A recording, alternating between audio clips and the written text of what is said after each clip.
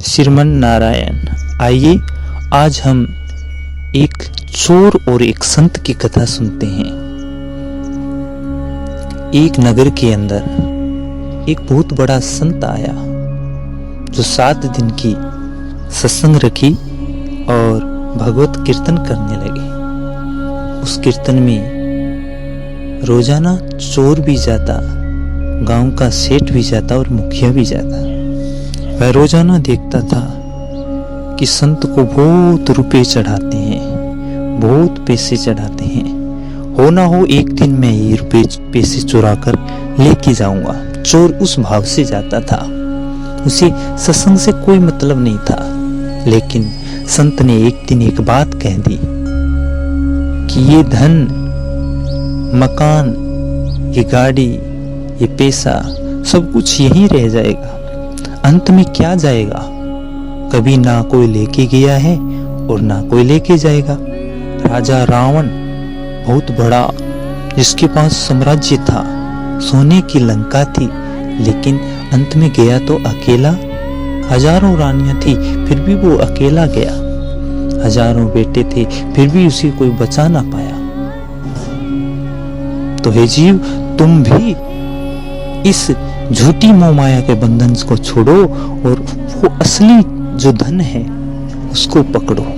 असली खजाना है उसे पकड़ो। और वो सच्चा धन इन भगवत प्रेमियों में है, इन संत जनों के चरणों में है, और एक सतगुरु ही दे सकता है।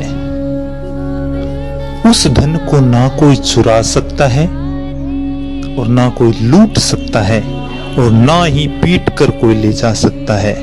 अर्थात वो धन इस लोक में भी काम आएगा और परलोक में भी काम आएगा।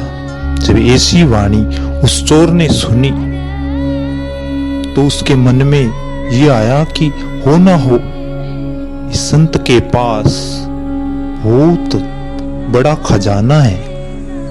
आज के बाद में मैं ये छोटी मोटी चोरी नहीं करूंगा जो इस लोक में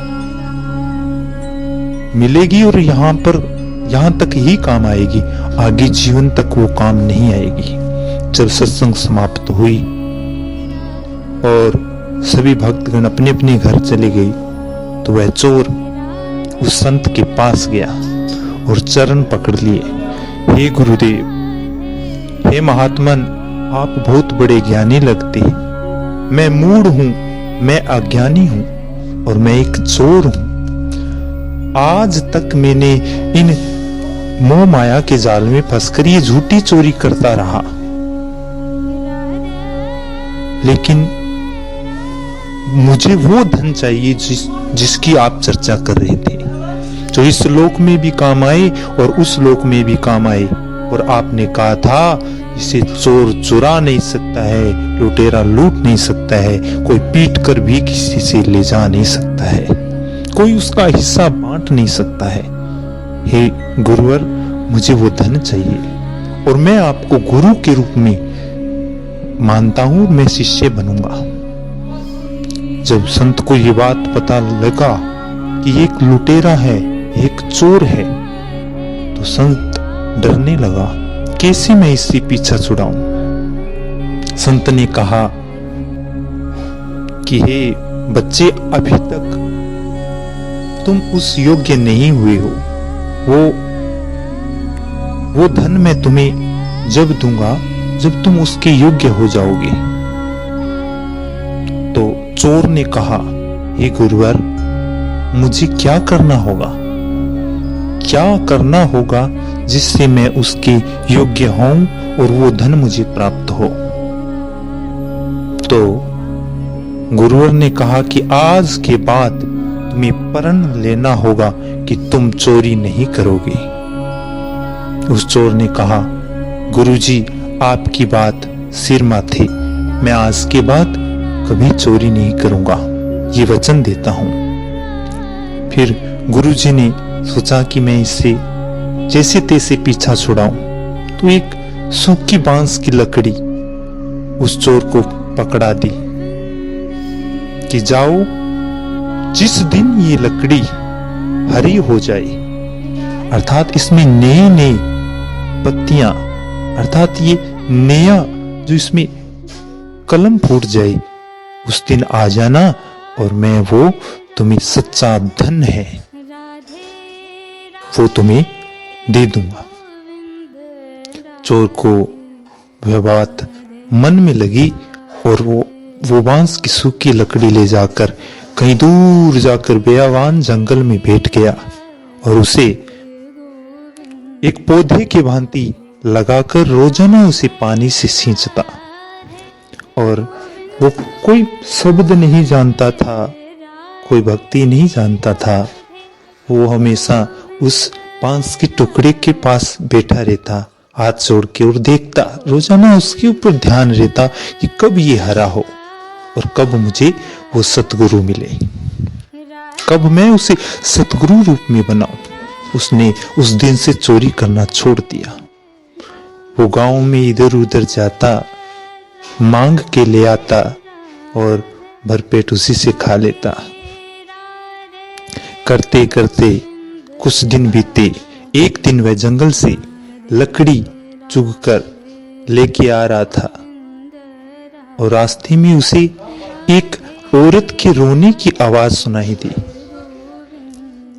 वह उस रोने की आवाज के साथ साथ उस आवाज जहां से आवाज आ रही थी वहां सुनते सुनते वह उस औरत के पास गया तो देखा एक औरत बड़े दुखी भाव से बैठी है और उसकी गोद में एक छोटा सा नवजात बच्चा है, जिसे लगता है कि इस बच्चे को अभी जन्म दिया है और वो रो रही है। उस चोर ने पूछा कि हे बहना, ये बच्चा कौन है और तुम कौन हो?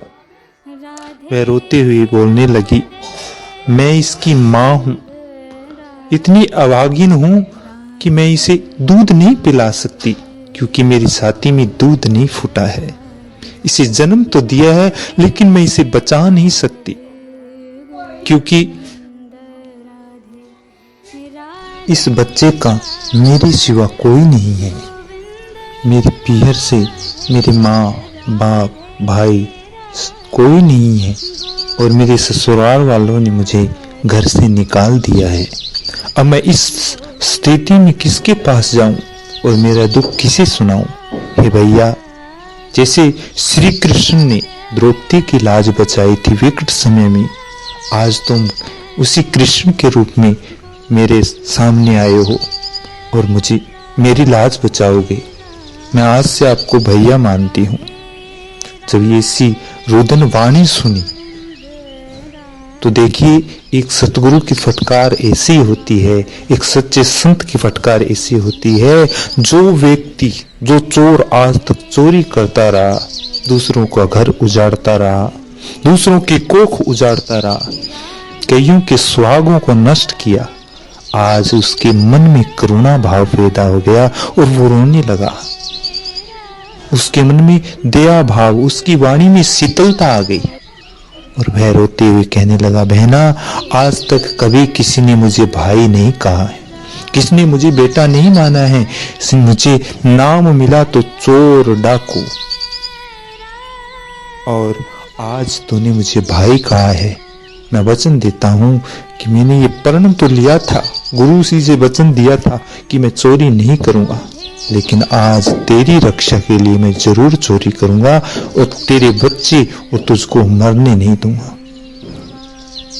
वह एक रात्रि में बड़े से सेठ की बड़ी सी दुकान में जाता है और चोरी करके खाने पीने का सामान लेके आता है, फल फ्रूट लेके आता है और उस बहन को रोजाना अच्छे अच्छे पकवान बना के खिलाता है, अच्छा घी दूध देता है और उस बच्चे को दूध पिलाता है। करते करते उस बच्चे को और उस माँ को सुरक्षित, माने उनकी जान बच गई।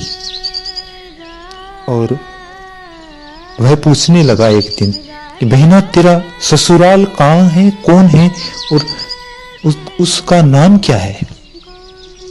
उस बहन ने बता दिया कि मेरा ससुराल फला फला नाम के फला आदमी के और उस गांव में है। वह चोर डाकू का भेष बना के उनके घर जाता है और उसके ससुराल वाले उसको देखकर डरने लगते हैं। और वो कहता है कि तुम ये मत सोच लेना कि उसका कोई नहीं है, उसका मैं भाई हूं, वो मेरी बहन है। आज के बाद अगर उसे सताया, उसे घर से निकाला तो मैं तुम्हारी जान ले लूंगा। ऐसा कहकर उसने उन्हें समझाया और अपनी बहन को उनके घर में, अपने ससुराल में छोड़ के आ गया। एक उजड़े घर को बसा दिया। तो वह जैसे ही उस घर से अपनी झोंपड़ी में आता है, और वो भूल गया था उस बच्चे के और उस माँ की सेवा में, वह अपने बांस के टुकड़े को भूल गया, उसमें पानी सींचना भूल गया। आज अचानक याद आया गुरुजी की बात कि मुझे उस टुकड़े को हरा देखना है। वह अचानक गया, जाके देखा तो आज वो बांस का टुकड़ा हरा हो गया था, उसमें छोटी छोटी कुंपलें फूट गई थी। ये देखकर वह खुश हुआ, उस बांस के टुकड़े को उखाड़ा और वहां से भागा, श्री गुरु चरणों में जाके लौट गया। हे गुरुजी, मैं इस योग्य हो गया हूँ, इस योग्य हो गया हूँ कि मैं आप जी से वो धन, सच्चा धन ले सकूं और मुझे इस डाकू के कलंक से दूर हट जाऊं मैं। आज उसके मन में करुणा आ गई, दया आ गई, वाणी में शीतलता आ गई। गुरुजी ने जब देखा कि उस बांस के टुकड़े में एक नया पौधे का रूप ले लिया है, वो हरा हो गया है, गुरुजी नतमस्तक हो गया और उसे छाती से लगा लिया और कहा, तू सच्चा परम भक्त है, मुझसे भी बड़ा भक्त है। अब तुम्हें किसी नाम शब्द की जरूरत नहीं है, जिस धुन में तू लगा था उसी धुन में लगा रहे। परमात्मा ने तेरी सुन ली है और ये सबसे बड़ा धन है कि तू उस परमात्मा के घर में जगह बना ली है। ऐसा सुना तो वो डाकू उस दिन से अपनी इस डाकू की प्रवृत्ति को छोड़कर एक संत बन गया और भगवान ने उसे अपने घर में स्थान दिया। लोग उसे अच्छी नीति से देखने लगे और उसका नाम डाकू से एक संत पड़ गया। बोलिए भक्त और भगवान की जय।